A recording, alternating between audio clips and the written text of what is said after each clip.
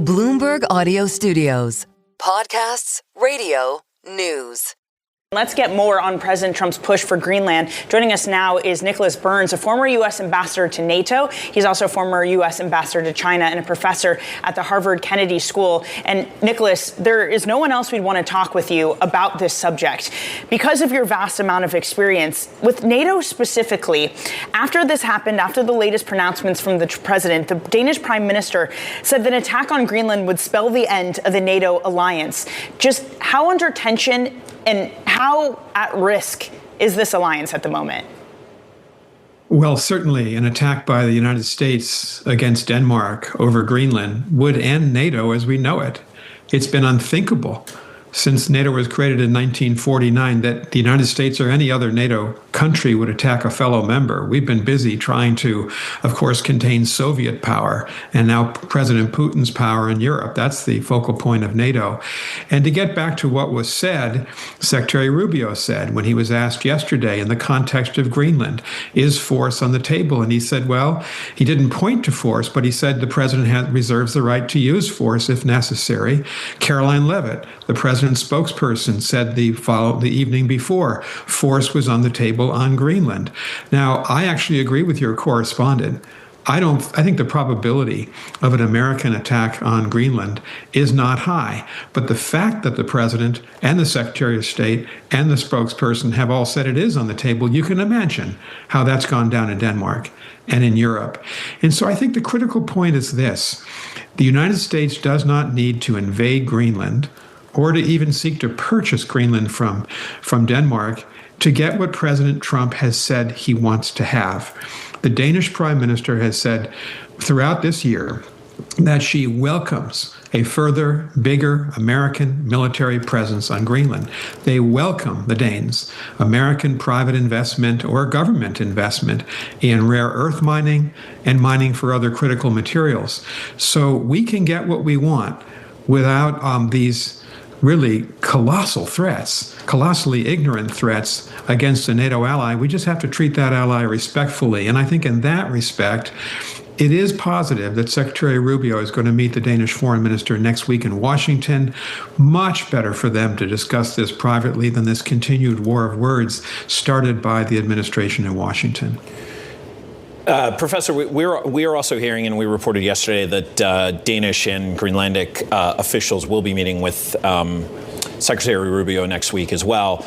I am wondering, what do you think, I mean, with your vast experience in this meeting, is this the kind of thing that gives comfort to NATO officials? Is this the kind of thing that gives comfort to the markets? Or is the potential for more chaos ahead? I just can't imagine a decision by the President of the United States to invade Greenland and to, in essence, cause an act of war against a NATO ally. So I do think that's low probability. And, the thing here is that Greenland is strategically important.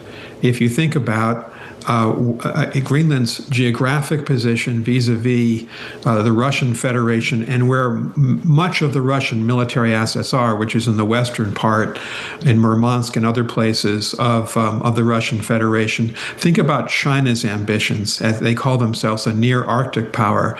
The administration is right, as President Biden said as well, that Greenland is very important strategically. We're going to be much better positioned to get what we want and to build up American military power in Greenland if we work through our ally Denmark. And with the other northern members of the NATO alliance, we are all like-minded. We want to contain Russian power. We want to keep China out of this hemisphere strategically and prevent the Chinese from building up their power. And the best way to do that is not to dissolve NATO and break NATO apart by an American military invasion, but to go back to Greenland. And with the Danes establish a much stronger American military presence. What if what the president wants, I'm sure that he wants to maintain military dominance over certainly China and Russia as well. But what if he also wants to mine Greenland's natural resources and so that we can keep them for ourselves and that we do not have to share them with other NATO members? I mean, is that potentially why he wants Greenland, so they can have the Earth there? Well, the president hasn't been, at least in my judgment, that specific. So I don't want to put words in his mouth. But look, but he does seem to want the oil in Venezuela. That seems to be the oil seems to be at least partially a driver in Venezuela. And now we know after he has arrested the illegitimate or not president of Venezuela, he has now said that they're going to give us 50 million barrels of oil. Well, the two situations are very different. Maduro was illegitimate. Venezuela is not a military ally of the United States. Denmark is. Denmark has been with us since the First World War, by the way. And the United States said during the First World War, and we repeated that when NATO was created, we respect Danish sovereignty in Greenland. The Danes have been there for more than 300 years. That is not our property. So if anyone in the administration is thinking that the real reason for this is to mine rare earths and other minerals and oil and gas in Greenland and take it all from ourselves, well, that would be larceny. That would be highway robbery. It's unthinkable that the United States would want to live in a world where there are no rules and that, in fact, we try to exploit the resources of NATO members against their will. Now, this is a hypothetical conversation. I'm not saying, you asked the question, I'm not saying that the Trump administration wants to do this. I can't believe that many members, if any at all, of the United States Senate would support that. So that's hypothetical. What's real is that we used to have 17 military bases in Greenland, and now we have one. So if we want to have additional military bases, that can happen with the assistance of Denmark. And that's by far the better route for the United States to take here. Ambassador, to go back to your point on the national security part here, right? So part of this is the Western Hemisphere national security strategy. A number of people we've talked to have discussed this around Greenland and Venezuela kind of in some ways being connected. But you did mention the heightened activity within the Arctic Circle, Chinese ships, Russian ships. Can you maybe spell out, because there's a lot of sensible people who say, oh, this is an overreaction. Do you see that as heightened activity to the point where the United States does have to start paying attention to it in a way that it probably hasn't in the previous decades? Well, certainly the Russians are acting and planning that they want to be the dominant power in the Arctic.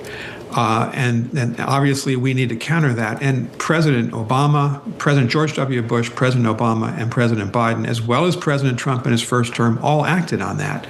That we're in the Arctic Council. We've been working with our Arctic allies, now Finland and Sweden and Denmark and Canada, to try to counteract what the Russians are doing. The Chinese are a different case. They're not an Arctic power. They used to tell me that we're a near Arctic power. I say, well, look at the map. You're not an Arctic power, but they believe they are. They're working with the Russians.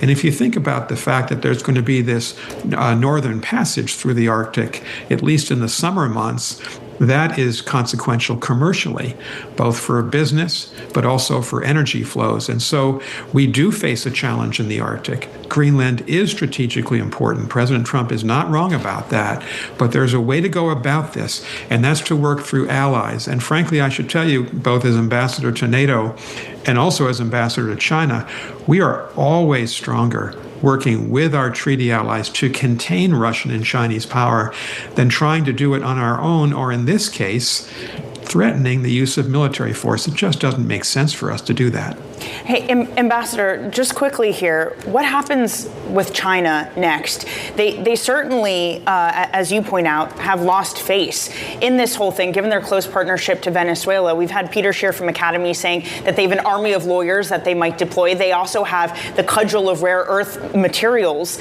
What levers can they pull to try to turn this around? In just a minute here, Professor.